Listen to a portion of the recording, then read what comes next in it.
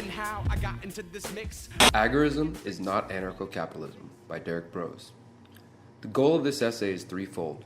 First, I will identify the key concepts which outline the philosophy of agorism and the strategy of counter-economics, as outlined by Samuel E. Konkin III in the New Libertarian Manifesto and an Agorist Primer. Second, I will illustrate how radicals of all stripes can utilize the strategy of counter-economics as described by Konkin without necessarily endorsing his philosophy of agorism and its specific tenets. Finally, I will describe what sets agorism apart from anarcho-capitalism and other schools of thought. I will show that although the counter-economic strategy can be utilized by nearly any individual, agorism itself is not simply a strain or subset of anarcho-capitalism, but a unique political philosophy of its own. Before I dive in, allow me to briefly explain the inspiration for the title of this essay and the essay itself. As I will demonstrate, the agorist message and counter-economic strategy can be of use to any individual who finds themselves in pursuit of a more free, just, and ethical world. However, the reason the title focuses on anarcho-capitalism is because I have noticed a trend in right libertarian and ANCAP social media circles where individuals claim to support the ideas of Konkin and his agorism, yet also expressed a distaste for left libertarianism. My goal is to help readers with this viewpoint understand the essential role Konkin and his new libertarianism, or agorism, played a vital role in developing the American left libertarian movement. Agorism as consistent libertarianism. Let's start by getting an understanding of Konkin's vision. Konkin called for the creation of revolutionary movements led by workers and entrepreneurs voluntarily cooperating in economic exchanges that take place outside of the state's grasp. He called this movement the New Libertarian Alliance. Konkin based his revolutionary ideas on a foundation of libertarianism in the vein of Rothbard and the American individualist anarchists before him. In the New Libertarian Manifesto, Konkin writes, "Where the state divides and conquers, its opposition, libertarianism unites and liberates. Where the state beclouds, libertarianism clarifies. Where the state conceals, libertarianism uncovers. Where the state pardons, libertarianism accuses." Libertarianism elaborates an entire philosophy from one simple premise: initiatory violence or its threat, coercion, is wrong, immoral, evil, bad, supremely impractical, etc., and is forbidden. Nothing else is. Libertarianism, as developed to this point, discovered the problem and defined the solution: the state versus the market. The market is the sum of all voluntary human interaction. If one acts non-coercively, one is part of the market. Thus did economics become part of libertarianism. From this, Konkin developed his views on property. He says, libertarianism investigated the nature of man to explain his rights deriving from non-coercion. It immediately followed that man, woman, child, Martian, etc., had an absolute right to this life and other property and no other. All theft is violence initiation, either the use of force or to take property away involuntarily, or to prevent receipt of goods or return of payment for those goods which were freely transferred by agreement. Konkin became involved in the burgeoning libertarian movement in the late 60s. At this point, the lovers of liberty were beginning to recognize the potential for a national movement of anti-statist, pro-market radicals. In the midst of this opportunity, Konkin saw libertarian activists being lured into get-liberty-quick schemes such as electoral politics. In a counterattack to the enemies of liberty, Konkin outlined a new philosophy that he believed was simply the result of applying libertarian principles to their most consistent and logical ends. He says, "The basic principle which leads a libertarian from statism to his free society is the same which the founders of libertarianism used to discover the theory itself. The principle is consistency. Thus, the consistent application of the theory of libertarianism to every action the individual libertarian takes creates the libertarian society." Many thinkers have expressed the need for consistency between means and ends, and not all were libertarians. Ironically, many statists have claimed inconsistency between laudable ends and contemptible means, yet when their true ends of great power and oppression were understood, their means are found to be quite consistent. It is part of the statist mystique to confuse the necessity of ends means consistency. It is thus the most crucial activity of the libertarian theorist to expose inconsistencies. Many theorists have done so admirably, but we have attempted, and most failed, to describe the consistent means and ends combination of libertarianism. New libertarianism, or agorism, cannot be discredited without liberty or reality, or both, being discredited. Only an incorrect formulation. Briefly, agorism calls for the creation of a new society by competing with the state directly rather than relying on voting, electoral politics, or calls for insurrectionary violence. Konkin coined the term agorism after the Greek word agora for open marketplace. In order to achieve this agora, Konkin called for entrepreneurs to make use of the so-called black and gray markets. In short, The black market is anything nonviolent prohibited by the state and carried on anyways, Konkin wrote. The gray market is used here to mean dealing in goods and services not themselves illegal, but obtained or distributed in ways which the state has legislated against. For Konkin, a truly libertarian society would be agorist, libertarian in theory and free market in practice. This society would include a respect for justly acquired property, voluntary cooperation between entrepreneurs and producers, and replacing all the state's services with private competition among individuals and collectives. Konkin said, libertarian analysis shows us that the state is responsible for any damage to innocence it alleges the selfish tax evader has incurred, and the, quote, services the state provides are illusory. Even so, there must be more than lonely resistance cleverly concealed or dropping out. If a political party or revolutionary army is inappropriate and self-defeating for libertarian goals, what collective action works? The answer is agorism. The goal of agorism is to replace all non-consensual coercive relationships with voluntary relationships based on mutual benefit via entrepreneurship in the black and gray markets. The shuffling of, quote, large collections of humanity from status society to the agora was what Konkin called true revolutionary activity. According to Konkin, agorists should not launch attacks on the state. We are strictly defensive, he wrote in an agorist primer. Further, Konkin described an agorist as one who lives counter-economically without guilt for his or her heroic day-to-day actions, with the old libertarian morality of never violating another person's person or property. The philosophy stresses the importance of taking action.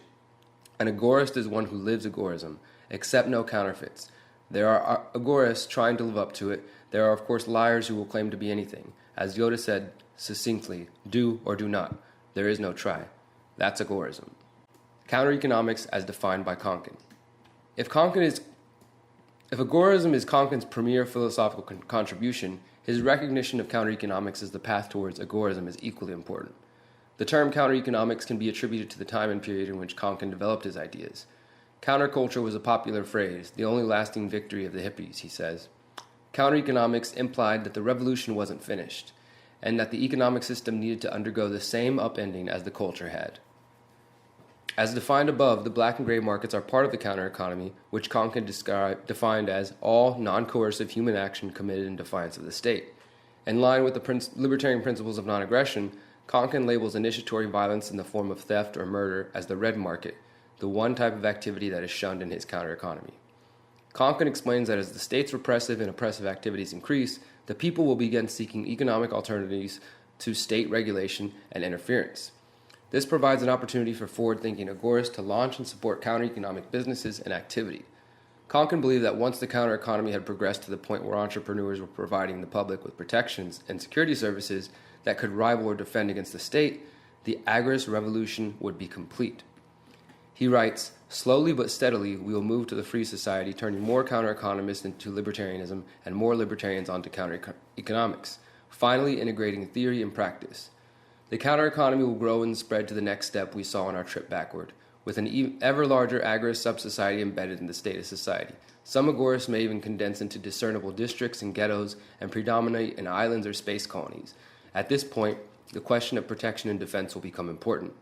Eventually, of course, after a period of increasingly rapid change of this kind, the underground will break into and displace the overground. The state will wither away into irrelevance, its taxpayers, soldiers, and law enforcement people having deserted it for the marketplace, and we will be left with a free agorist society.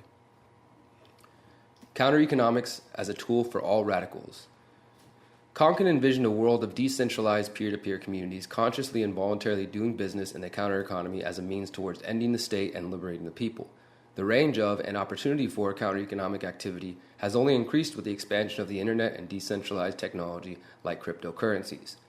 Konkin discussed various forms of counter-economic activity, including using cash to avoid detection, barter, investing in precious metals, undocumented employment, use of illicit and illegal drugs and medicines, prostitution, bootlegging, gambling, weapons dealing, or simply providing a service while accepting payment in non-status currencies. The possibilities are essentially endless and should be welcomed by all radicals who are seeking alternatives to statism and the status quo.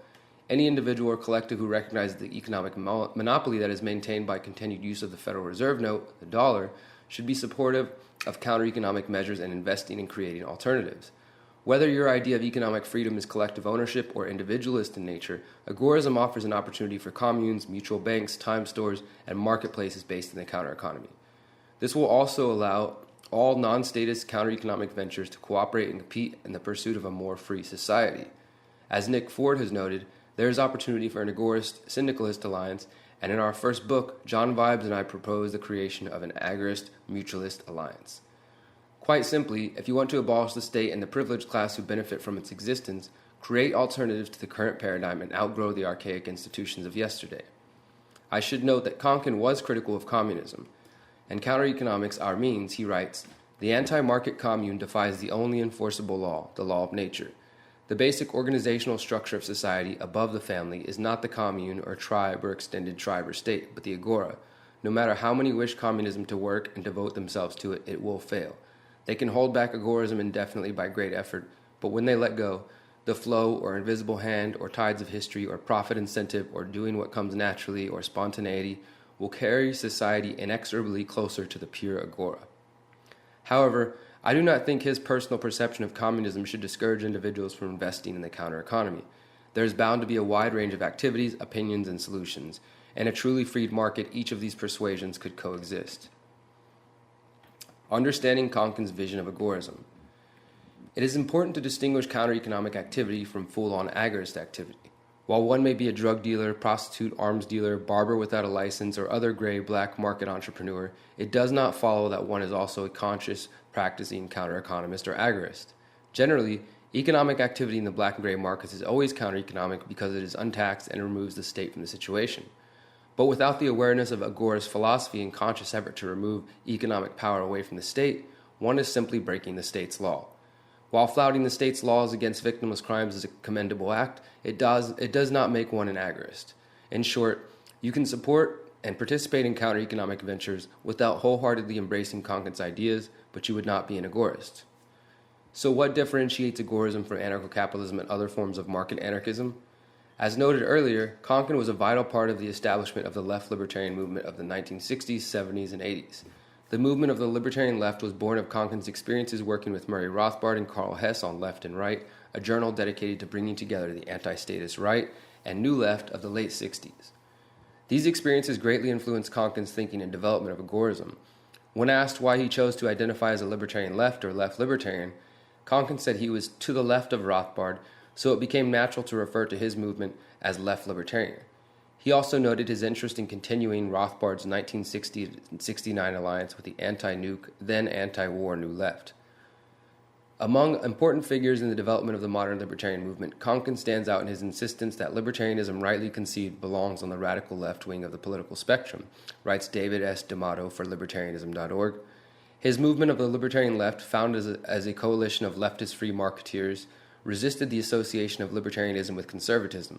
Further positioning it on the left, agorism embraces the notion of class war and entails a distinctly libertarian analysis of class struggle and stratification. When asked about the main differences between the left libertarianism, agorism, and anarcho-capitalism, Konkin said, in theory, those calling themselves anarcho-capitalists do not differ drastically from agorists. Both claim to want anarchy, statelessness, and we both pretty much agree on the definition of the state as a monopoly of legitimized coercion, borrowed from Rand and reinforced by Rothbard. But the moment we apply the ideology to the real world, we diverge on several points immediately. In Konkin's words, the anarcho-capitalists tend to conflate the innovator or entrepreneur and capitalist, much as the Marxoids and cruder collectivists do. Agorists are strict Rothbardians, and I would argue in this case even more Rothbardian than Rothbard, who still had some of the older confusion in his thinking. Konkin also said that ANCAPs of his time had a tendency to, quote, believe in involvement with existing political parties and using the UN defense complex to fight communism, terrorism, or any other misguided cause. While it may be said that ANCAPs who support the Defense Department are a minority in 2016, the point does illustrate that since the beginning of the agorist movement, there has been an effort to segregate from the ANCAP element. Konkin believed, quote, a lot more than statism would need to be eliminated from individual consciousness for a truly free society to exist.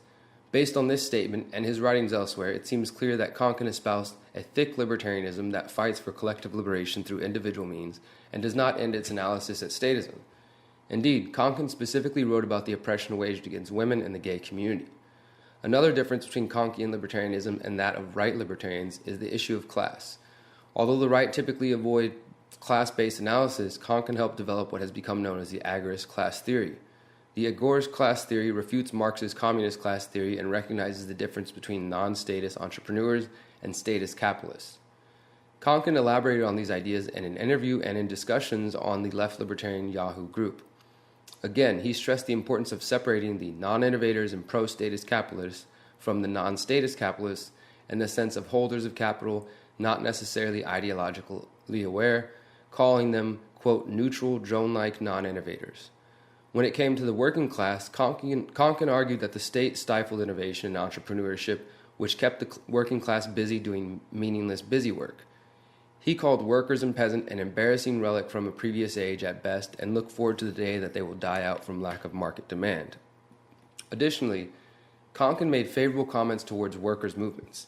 In the left libertarian Yahoo group, Konkin said he approved of the industrial workers of the world's attempt to recruit libertarians. Konkin said he wanted to, quote, remind old MLL members and inform newbies that free market and pro-entrepreneur as we are, the movement of the libertarian left supports genuine anarcho-syndicalist unions which consistently refuse to collaborate with the state. He noted that the IWW split with the U.S. Socialist Party for the same reasons that his movement of the libertarian left split with the U.S. Libertarian Party, a rejection of parliamentarianism for direct action. Konkin also disagreed with conflating the terms free enterprise and capitalism with the free market. Quote, capitalism means the ideology-ism of capital or capitalists, he wrote. Before Marx came along, the pure free marketer Thomas Hodgkin had already used the term capitalism as a pejorative. Capitalists were trying to use coercion, the state, to restrict the market. Capitalism then does not describe a free market, but a form of statism like communism. Free enterprise can only exist in a free market. Konkin referred to his movement as revolutionary and radical, terms that are generally used to describe left-leaning movements and rejected by right libertarians and conservatives. The use of terminology from the New Left was not a mistake. Konkin was consciously making an effort to distinguish his brand of revolutionary market anarchism from the growing anarcho-capitalism movement. In conclusion, Samuel E. Konkin III successfully created an extension of libertarian philosophy by utilizing tactics that are consistent from theory to application, while providing a path towards a more free society. He made efforts to acknowledge the differences between his movement and others, but at the same time recognizing that the counter-economic attack can be waged by a wide spectrum of anti-statists. If we can successfully create a panarchist alliance of counter-economists, we may yet construct a truly freed market that allows free experimentation and trade between different schools of thought. In this space, we will see the conscious agorist movement flourish.